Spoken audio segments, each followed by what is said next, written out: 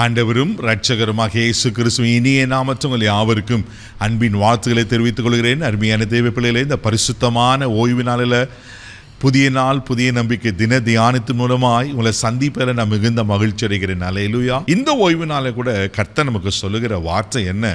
கொலோசியர் நிருபம் 3 கூட நம்ம வாசிக்க கேட்போம். இப்பொழுதோ கோபமும் மூர்க்கமும் பொறாமையும் உங்கள் வாயில் பிறக்கலாகாது, தூஷணமும் வம்பும் வார்த்தைகளுமாகிய இவைகளை எல்லாம் விட்டு விடுங்கள். அல்லேலூயா. அப்போஸ்தலனாகிய பவுல் கொலோசை சபைக்கு நல்ல ஒரு ஆலோசனையை சொல்றார்.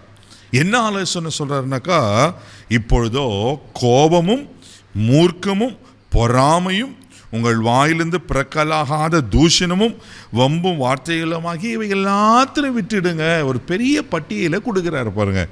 தேவப்பிள்ளையில் இன்னைக்கு அதில் முதலாவது இருக்கிறத நம்ம பார்க்க போகிறோம். எதை விட்டுடணுமா? கோபத்தை நம்ம விட்டு விடணுமா? கோபப்படுகிற முட்டாள் என்று நம்ம அறிந்திருக்கிறோம். கோபப்படாமல் எப்படி பிரதர் இருக்க முடியும்? சின்ன குழந்தைக்கு, 1 வயசு குழந்தைக்கு கோபம் வருதே அப்படின்னு யோசிக்கிறல. உண்மைதான், கோபம் வராமல் யாருக்குமே இருக்காது. கோபம் வரதான் செய்யும். ஆனால் இந்த கோபத்தை நம்ம விட்டுவிட முயற்சி செய்ய வேண்டும். தேவ பிள்ளையில நாம் அப்படி விட்டுவிடும் போது தான் அந்த பாவத்திலிருந்து அதை நம்ம ஜெயிக்க முடியும்.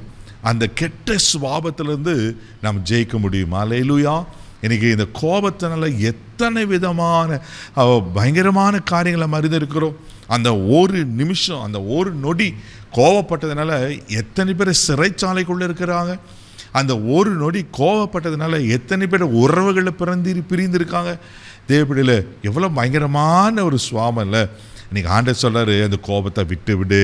ஆமென். நீதிமொழிகள் புஸ்தகம் 30 கூட வாசிக்கும் போது சாலமோன் ஞானி இப்படியாய் சொல்லுகிறார். வாசிக்க கேட்போம். பாலை கடைந்தால் வெண்ணெய் பிறக்கும், மூக்கை பிசைந்தால் இரத்தத்தை பிறக்கும், அப்படியே கோபத்தை கிண்டி விடுதல் சண்டையை பிறப்பிக்கும். ஏன் நம்ம கோபப்படக்கூடாதுன்னா, தேவ பிள்ளைங்க ரொம்ப அழகா அந்த ஞானி எழுதி வைக்கிறாரு. பாலை கடைதல் வெண்ணெய் பிறக்குமா? பாலை கடைஞ்சா வெண்ணெய் வரும்.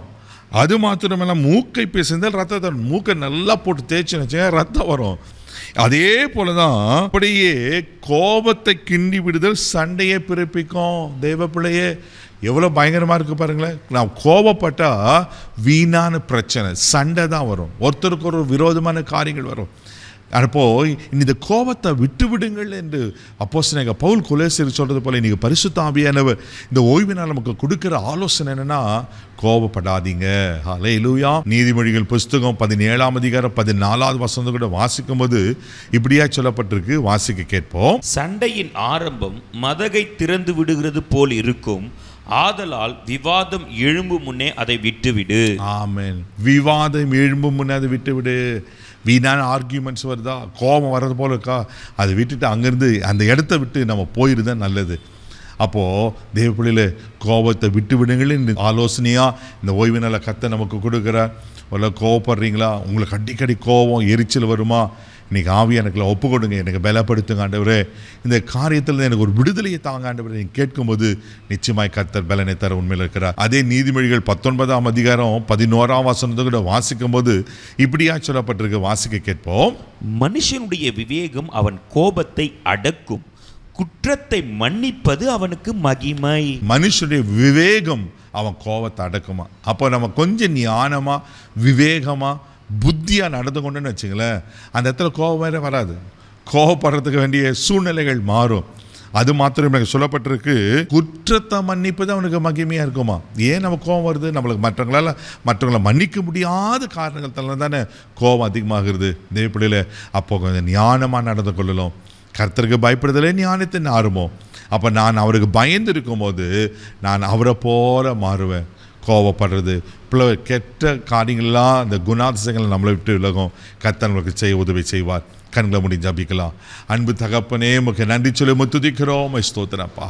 அந்த கோபத்தை விட்டு விடுங்கள் என்று அப்போஸ்தலனாகிய பவுல் கொலோசை சபைக்கு சொல்கிறது போல் இன்றைக்கு நீர் எங்களுக்கு கொடுக்கிற நல்ல ஆலோசனைக்காக ஸ்தோத்திரப்பா. கோபத்தை விட்டு விட ஆண்டவரே எங்களுக்கு உதவி செய்யுங்கப்பா. எங்கள் பலத்தால் முடியாது ஆண்டவரே, நீங்கள் எங்களுக்கு உதவி செய்யுங்கப்பா.